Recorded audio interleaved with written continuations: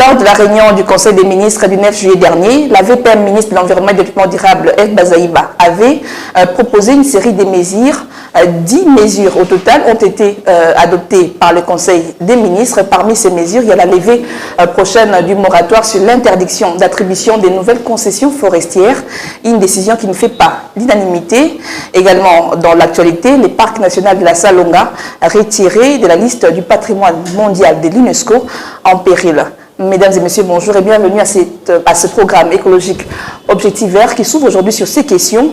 Pour en parler, votre mag reçoit pour vous monsieur Augustin Poy. Il est, on va dire, conseiller technique principal de l'ONG Codelt. Il est avec nous pour répondre, pour échanger, pour éclairer sur ces sujets. Monsieur, on va dire maître Augustin Poy, bonjour. Bonjour. Et merci d'avoir accepté notre invitation. Merci madame. Alors d'entrée des jeux, comment se porte Codelt, qui est le conseil Conseil pour la défense environnementale par la légalité et la traçabilité. Comment va Codelt? Codelt se porte bien. Codelt continue à travailler dans le plaidoyer. Il y a plusieurs chantiers actuellement en cours en termes de réforme des politiques, des lois, la réglementation des institutions. Nous sommes très impliqués dans ce travail et nous continuons à apporter notre contribution. Mais en même temps, Codelt fait le monitoring du système de gouvernance publique dans les secteurs où nous intervenons, l'environnement et ressources naturelles. Et nous essayons de suivre ce que fait le gouvernement et d'appuyer quand l'action va dans la bonne direction et de dénoncer et de faire des recommandations pour améliorer l'action du gouvernement à tous les niveaux, gouvernement national, provincial et des gouvernements locaux. Alors, je l'ai dit au sommaire, l'UNESCO a décidé de retirer le parc national de la Salonga de la liste du patrimoine mondial en péril. Ce parc est étendu sur près de 36 000 km² et il constitue à ce jour la plus grande réserve des forêts denses humides du continent africain.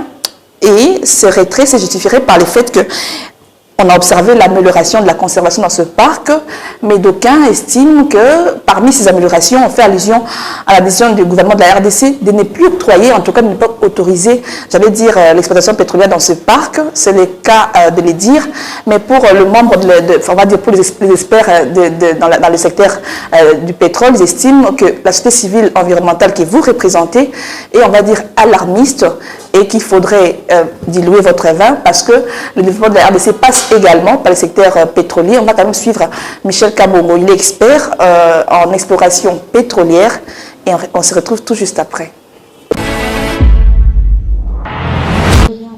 Cette conférence de presse qui a porté sur le thème Covid-19, occasion rêvée pour reconsidérer les secteurs oubliés tels que les hydrocarbures qui sont un levier majeur pour l'émergence de la RDC. Cette rencontre avec le média était une occasion pour l'ingénieur en exploration pétrolière et président du GVP, Michel Kabongo, de révéler que c'est grâce à ces secteurs prometteurs que la RDC pourrait générer de milliards en vue de relancer son économie et contribuer efficacement au développement intégral du pays. Notre pays pourrait être parmi les plus grands producteurs du pétrole au monde, mais malheureusement, nous avons constaté une léthargie pendant plus de 6 décennies que nous voulons corriger en ce moment. Les élections, comment nous allons les financer? Nous avons besoin de moyens.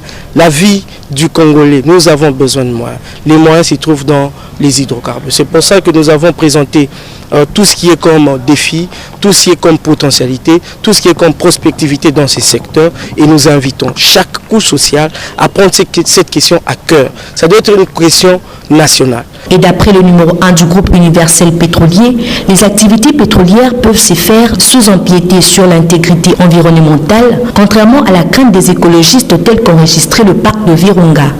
Ce parc a besoin d'une cure de jouvence. Ce parc a besoin des moyens, des capitaux conséquents pour qu'il puisse jouer son vrai rôle dans l'écotourisme. Où est-ce qu'on peut tirer autant de moyens pour l'écotourisme? La société Socro dont vous avez fait mention avait déjà fait une campagne sismique qui a donné une première estimation d'une réserve de plus de 7 milliards de barils.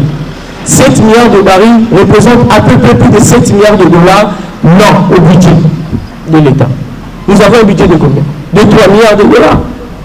Mais on vous interdit de prendre 7 milliards, on vous balance l'environnement, alors que je vous ai dit qu'il y a des mesures de mitigation pour chaque étape dans la production pétrolière. Et pour rendre les secteurs plus rémunérateurs, Michel Kabongo suggère que la création d'une cellule technique d'expertise et de programmation des hydrocarbures pour faire face aux éventuelles polémiques autour de l'opportunité ou non de tourner vers les hydrocarbures pour booster l'économie de la RDC.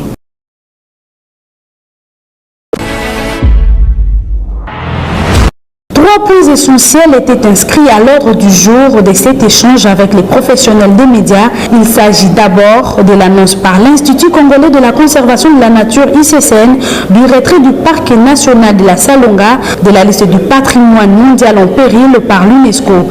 Une annonce qui réjouit les fervents de la conservation de la République démocratique du Congo et qui témoigne les avancées significatives dans la conservation. Ensuite, annonce de la nouvelle de l'arrestation du grand braconnier depuis des décennies opérant dans le parc national de Virunga et enfin la dénonciation d'un arrêté ministériel publié dans le journal officiel favorisant en quelque sorte le braconnage, le déboisement et autres activités néfastes au détriment de la conservation, a relevé Cosma Ouloumoula, directeur général de l'Institut congolais pour la conservation de la nature. Ce plan de gestion que nous avons mis en place avec les efforts de pouvoir limiter le braconnage, les efforts de pouvoir presque arrêter la destruction de notre faune et de notre flore, les relations entre le parc et les communautés se sont également améliorées pour que les communautés participent. Ils ont été les premiers qui ont fait des mémos partout et reçus presque partout dans la lutte contre l'exploitation pétrolière. Et parce que tout cela ont constitué des atouts majeurs pour soutenir le parc, l'humanité, dans sa 44e session, qui est en train de se tenir maintenant au niveau de la Chine, présidée par la Chine, a reconnu les efforts de la RDC. Tous ces efforts-là ont été battus en brèche rien que par un seul document, un seul petit document que je vais vous montrer aujourd'hui. Par de cet arrêté, l'Institut congolais pour la conservation de la nature n'a plus de raison d'exister. Et même beaucoup d'autres structures. Rappelons que c'est depuis 1984 que le parc national de la Salonga avait été inscrit dans la liste des patrimoines mondial et a été mis sur la liste du patrimoine mondial en danger en 1994. Il est le plus grand aire protégé de la forêt tropicale en Afrique, couvrant une superficie de 33 350 km² et fait donc de la RDC le deuxième poumon mondial. Vous l'avez suivi, dites-moi, vous êtes environnementaliste d'abord. Pensez-vous qu'il peut y avoir conciliation? Est-ce qu'on peut aujourd'hui faire à la fois l'exploitation pétrolière, mais également conserver, faire, on va dire, des activités de conservation dans le parc? Bon, il faut dire que la RDC, c'est, comme on le dit toujours, hein, un scandale. Elle dispose non seulement des ressources naturelles non renouvelables, donc les minerais, le pétrole et autres, les gaz, mais la RDC a aussi des ressources naturelles renouvelables, une faune très diversifiée, on a une flore qui est aussi assez diversifiée. Une méga biodiversité. Voilà, c'est un des pays de 10 pays classés parmi les 10 pays de méga biodiversité. Okay. Et donc, je crois que toutes ces ressources devraient en principe contribuer au développement national. Mais le développement, comme il est transversal, il touche à plusieurs secteurs. Ce qui revient au gouvernement de faire, c'est d'avoir une meilleure planification dans le système qu'il met en place pour affecter le sol, pour affecter le territoire à des différents usages, y compris l'usage pour le prélèvement du pétrole en vue de le mettre sur le marché, mais également la conservation de la biodiversité, parce qu'il y a d'autres revenus que le pays peut engranger du fait de l'écotourisme, de la conservation. Donc voilà. Alors maintenant, la question qui est posée de savoir, est-ce qu'on peut concilier cela? Ce qui nous appartient de faire en tant que pays, d'abord, c'est de lever des options fondamentales, des standards sur comment le pays peut défendre des situations où il y a plusieurs usages sur un même sol, comment le pays peut privilégier tel usage par rapport à tel autre. Et jusqu'à présent, nous n'avons pas encore des standards clairement énoncés, pour la simple raison que la politique de l'aménagement du territoire, la loi de l'aménagement du territoire qui aurait dû fixer des standards n'ont pas encore été pris. Et donc, actuellement, ce qu'on fait, c'est de se contenter de différentes lois sectorielles qui existent. Justement, par rapport à ces lois, maître, il existe des lois. Il n'existe pas de loi, il existe une loi sur la pollution de l'environnement, il existe également une loi sur les hydrocarbures. Alors, est-ce que ces deux lois ne se chevauchent pas? Est-ce qu'il n'y a-t-il pas de contradiction? Non, il n'y a pas de contradiction. Chaque loi, elle est spéciale. Quand on dit qu'une loi, c'est une loi des hydrocarbures, elle ne gère que les hydrocarbures. Quand on dit que la loi est une loi minière, c'est-à-dire qu'elle ne s'applique qu'aux mines et carrières. Quand on parle de loi sur l'environnement, c'est elle qui gère les impacts des autres secteurs sur l'environnement. Et la loi sur la conservation organise la protection de la biodiversité de façon générale et des ressources naturelles. Donc je vois que chaque loi est spéciale. En principe, il n'y a pas de contradiction entre les lois. Mais il arrive que ces lois, c'est ce qui arrive d'ailleurs très souvent, devraient être appliquées sur un même territoire, bien circonscrit et délimité, qui peut être le territoire d'une province, d'une entité territoriale décentralisée. Et à ce moment-là, il y a concurrence entre plusieurs lois qu'il faut appliquer sur le même territoire. Lorsqu'il y a autant de ressources qui sont interconnectées, ancrées dans un même espace, comment on décide pour privilégier telle ressource par rapport à telle autre? Et ça, c'est des éléments qui devraient découler en principe de la politique de l'aménagement du territoire. Et dans les cas échéants surtout? Bon, alors, dans le cas d'espèce, nous avons la loi cadre sur l'environnement. Il y a déjà des repères dans ce que nous avons en termes de standards. Par exemple, on peut faire une étude d'impact sur l'environnement pour essayer de voir, tout en exploitant le pétrole, est-ce que il y aurait des impacts sur l'environnement? Il y en a toujours, de toute façon, en ce qui concerne le pétrole. Quelles sont les mesures qu'on prend pour pouvoir atténuer ces impacts et réparer éventuellement? Donc, c'est l'étude d'impact qui permet de trancher. C'est un instrument d'aide à la décision qui permet, dans un cas donné, d'éclairer le gouvernement à travers ses différents ministères, de savoir quelle est la bonne décision qu'il faut prendre. La bonne décision au regard des impacts, justement, qui seraient... au regard des impacts tels que définis et de la possibilité de les atténuer et de les réparer.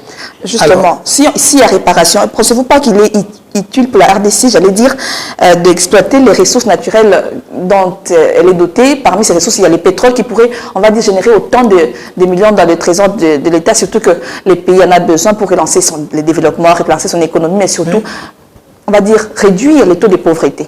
Oui, bien sûr. On a ces ressources, il faut pouvoir quand même les valoriser.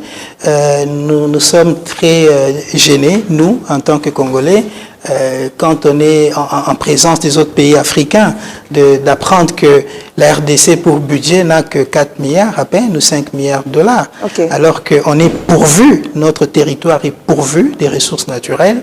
Donc, une société civile qui viendrait à s'opposer à toute action que le gouvernement pourrait entreprendre dans le sens de tout remettre en cause sans une analyse approfondie de la situation et des repères pour pouvoir orienter l'action du gouvernement, je pense qu'elle ne fait pas œuvre utile. Nous avons le pétrole, il faut les valoriser. Nous avons les minéraux, il faut les valoriser.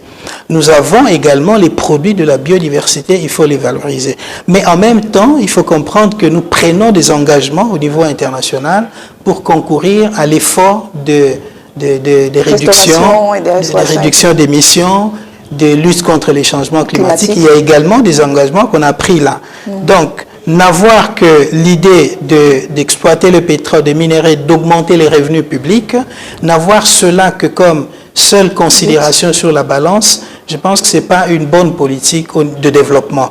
Il faut essayer de mettre en avant les priorités économiques, c'est vrai, en valorisant ces ressources naturelles, mais en ayant aussi un regard sur c'est que la valorisation de ces ressources va apporter en termes concrets dans la vie des Congolais. Donc finalement, bien que vous soyez environnementaliste, vous êtes d'avis qu'il faudrait aussi laisser une brèche à l'exploitation pétrolière dans les aires protégées?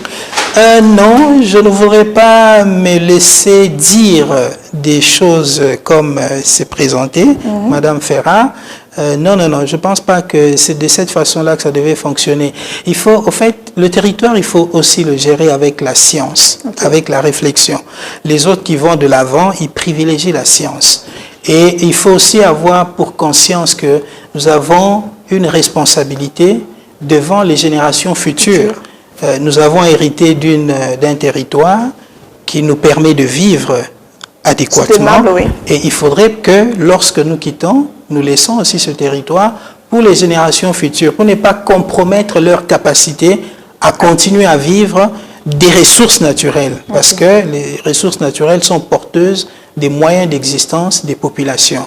Et donc nous devons ne pas avoir que les considérations économiques, l'augmentation des revenus publics, l'attraction qu'il faut faire vis-à-vis des investissements pour pouvoir créer l'emploi, c'est vrai, augmenter les revenus, mais il faut également tout mettre sur la balance quand on parle des considérations scientifiques, c'est-à-dire que les études d'impact, ce n'est pas quelque chose qui se fait à la volée. On fait recours à la science, on évalue, on étudie les impacts, il faut des laboratoires, il faut des scientifiques, des biologistes pour pouvoir renseigner l'autorité sur la meilleure décision qu'il faut prendre. Et s'il est évident, par exemple, la conclusion des études indique que les dommages pour l'environnement, pour la biodiversité, pour les populations sont tels que il faut ne pas exploiter le pétrole, il ne faut pas non plus l'exploiter. Le drame, c'est qu'actuellement, nous avons des instruments qui existent dans la loi, les études d'impact.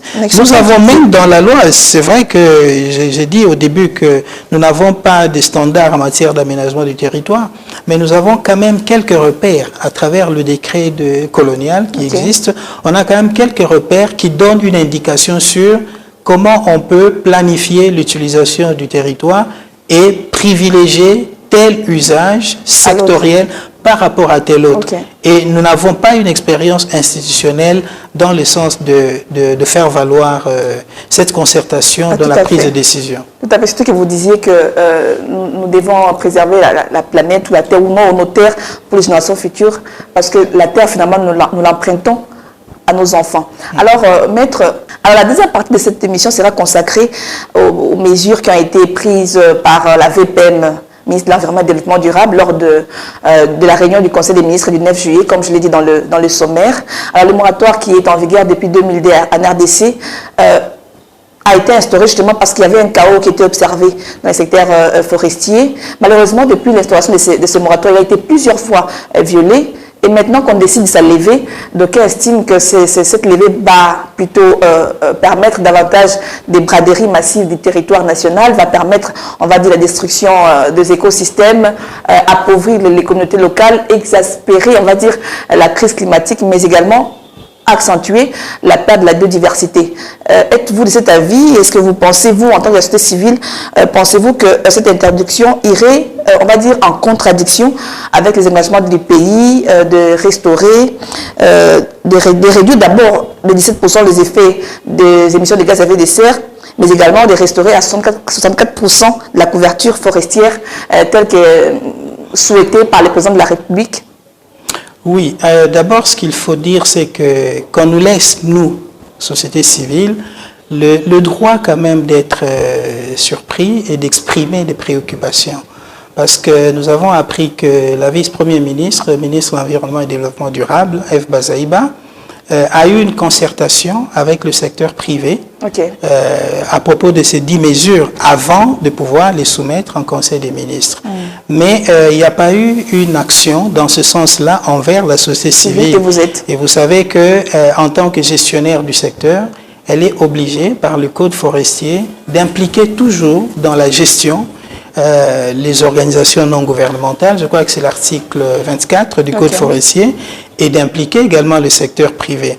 Donc nous n'avons pas été associés à ces mesures et ne connaissant pas les tenants et les aboutissants et les dossiers concrets sur lesquels reposeraient les propositions qu'elle a eu à faire au Conseil des ministres, nous sommes obligés d'être prudents et réservés et de ne pas trop nous précipiter à apporter un appui à ces mesures et particulièrement à la mesure sur la levée du moratoire. Il y a des choses que nous avons souvent dit et répétées et nous avons fait assez de recours, des dénonciations, nous avons fait des propositions très concrètes à tous ceux qui interviennent dans la sphère décisionnelle et notre position est assez claire. Le moratoire a été institué pour une raison évidente. Tout à fait. Et ces raisons, il n'y en a pas une, il y en a 4 je crois, sont clairement évoquées par le décret qui a étendu le moratoire. Et nous sommes tous d'accord, toutes les parties prenantes, que sur les 4 conditions, il y a 3 qui se sont quasiment réalisées. Okay. C'est la publication des résultats définitifs de la revue légale qui a été organisée, je crois, dont la fin des résultats a été proclamée, je crois, en 2012-2013. Il y a également la publication des règles en matière d'adjudication des forêts, et ça a été fait. Il y a un décret qui a été pris dans ce sens-là. Mais il y a aussi cette question de la programmation géographique des futures allocations à l'horizon 3 ans. Parce qu'à l'époque, quand le décret a été pris, on se disait que le gouvernement allait accorder la priorité sur la programmation géographique. Et la programmation géographique, ce n'est pas quelque chose qui se décrète comme ça. C'est une action concrète qui est menée par le gouvernement pour identifier dans le domaine forestier quelles sont les portions de ce domaine qui devraient recevoir les futures allocations en termes de concessions forestières. Là, vous faites allusion à l'aménagement forestier. Non, avant même d'arriver à l'aménagement forestier, c'est l'aménagement du territoire. D'abord. Parce que, vous savez, les forêts, dans le domaine forestier, il n'y a pas que les arbres, il n'y a pas que les forêts. Dans le domaine forestier, il y a du pétrole. Vous voyez? On vient aujourd'hui de prendre une décision que nous applaudissons d'ailleurs, de ne plus attribuer des blocs pétroliers dans le parc de la Salonga. Il y a d'autres endroits qui posent pas de problème où on peut organiser l'adjudication en ce qui concerne l'attribution des blocs pétroliers. On salue cette décision. Mais le domaine forestier n'a pas que les arbres, disais-je. Il y a également du pétrole, il y a des minéraux, mais il y a aussi d'autres vocations que le domaine forestier peut recevoir, notamment l'agriculture, l'installation des villes ou l'extension des villes qui peuvent aller juste dans les forêts. Il y a tout ça. Donc, situer les nouvelles concessions n'est pas une décision en principe qui doit être prise uniquement par le ministère de l'Environnement seul, qui gère les forêts. Comme si les ressources naturelles sont incrustées les unes dans les autres, donc ça demande une concertation avec les autres ministères pour pouvoir dire c'est là qu'on va installer les nouvelles allocations forestières. Vous voyez? Donc ce travail-là devrait être préalablement réalisé par le gouvernement et ça devait être une priorité pour lever le moratoire. Ça n'a pas été fait. Et tout d'un coup, on voit le Conseil des ministres siéger, recevoir une proposition de Madame la vice-première ministre sollicitant la levée du moratoire alors que ce préalable fondamental n'est pas encore réalisé. Une autre raison qui fait que nous puissions hésiter. Cette autre raison, justement, je voudrais quand même que vous puissiez la préciser, et en disant clairement que craint Codelt et dans quelles conditions vous pensez que ces moratoires devaient être élevés. Justement, je suis en train d'avancer là. Il y a d'abord cette concertation interinstitutionnelle, intersectorielle, pour pouvoir décider des futures allocations. Et là, on entre vraiment dans l'aménagement du territoire. Donc, il faut que le ministère de l'aménagement du territoire prenne le lead en coordonnant l'action avec les autres ministères pour pouvoir décider des affectations du domaine forestier et même au-delà du domaine forestier. Et à ce moment-là, ensemble, ils pourront s'accorder de manière concertée sur où est-ce qu'on va loger les nouvelles concessions pour que demain, il n'y ait plus de conflits d'attribution ou de superposition. Autre chose que nous craignons, c'est qu'actuellement, il y a très peu de concessions qui sont actives. Le gouvernement n'est pas encore arrivé à avoir une réelle maîtrise en termes de contrôle sur le terrain, dans les chantiers forestiers, de tout le travail qui se fait. Nous apprenons tous les jours qu'il y a de l'exploitation forestière illégale. Les Chinois, excusez-nous de les pointer comme ça, parce qu'ils sont devenus champions dans l'illégalité. Voilà. Ils font tout ce qu'ils veulent. Voilà. Ouais. Nous n'avons pas démontré suffisamment en tant que pays, en tant que gouvernement, de maîtrise sur les peu de concessions qu'il y a. Il n'y a pas de raison de continuer à étendre. Sinon, ça va devenir ingérable. Donc, nous demandons qu'il y ait une accentuation de l'action du gouvernement, des budgets, pour que le contrôle se fasse et il ne se fait pas vraiment actuellement. Alors, c'était votre souhait, mais finalement, votre souhait, vous l'avez énoncé. Et si on va finir par là, s'il arrivait que cette levée moratoire soit finalement effective, quelle sera les démarches que CODELT va entamer? Non, déjà, dès la semaine prochaine, nous saisissons le Premier ministre parce que vous savez que le moratoire a été pris par décret et il ne pourra être levé que par décret. Et nous voulons attirer l'attention du Premier ministre parce qu'on lui soumettra des dossiers qui pourraient nous échapper éventuellement parce que nous ne sommes pas dans la sphère gouvernementale, dans la sphère administrative. Et tout ce que nous avons comme moyen d'action, c'est ce que nous faisons en termes de recours, en termes comment je vais dire, de mémorandum, en termes d'outils, d'instruments d'aide à la décision. Nous le saisirons pour attirer son attention sur les risques qu'il y a à lever le moratoire si les conditions et les précautions n'ont pas été prises. Sinon, le gouvernement ne sera pas à mesure de tenir ses engagements, de remonter la couverture forestière à 63,5%. Sinon, le gouvernement ne pourra pas tenir son engagement de maintenir le stock de carbone qui est là, si on n'arrive pas à l'augmenter, mais qu'au moins qu'on maintienne le stock qui est là. Ce que nous craignons, c'est que les conflits avec les communautés locales, parce que lorsqu'on ne respecte pas tous ces éléments-là, s'intensifient, et finalement, nous aurons un territoire qui n'est pas attractif pour les vrais investissements. Nous voulons ici des entreprises qui sont cotées en bourse, qui ont une éthique juridique, une éthique fiscale, une éthique environnementale, une éthique sociale, qui viennent et qui tiennent leurs engagements. Nous ne voulons pas les aventuriers qui viennent parce que le terrain est ouvert, qui vont s'appuyer sur tel ministre, sur tel homme influent dans le régime et dans le système. Là, vous revenez sur la campagne Plus Jamais Ça, mais ce sera votre dernier mot. Oui. Alors, vraiment une courte phrase, en tout cas par rapport à tout ce que nous avions dit, mais surtout dans le sens d'encourager les bonnes décisions. Alors, dans le sens d'encourager les bonnes décisions, nous sommes aujourd'hui au niveau des CODELT, nous nous battons pour que nous puissions avoir une très bonne politique d'aménagement du territoire. C'est le préalable fondamental pour commencer à développer ce pays. C'est d'aller vers une planification. Nous n'avons pas le sens de la planification de notre démarche. Il faut qu'on s'oblige à planifier tout ce que nous faisons. Et après planification, il faut avoir un mécanisme de suivi-évaluation pour pouvoir apporter des ajustements. Merci. Ça, si l'action de gouvernement est définie dans cette configuration-là, je pense qu'il y a plus de chances d'avoir des résultats en termes de gouvernance.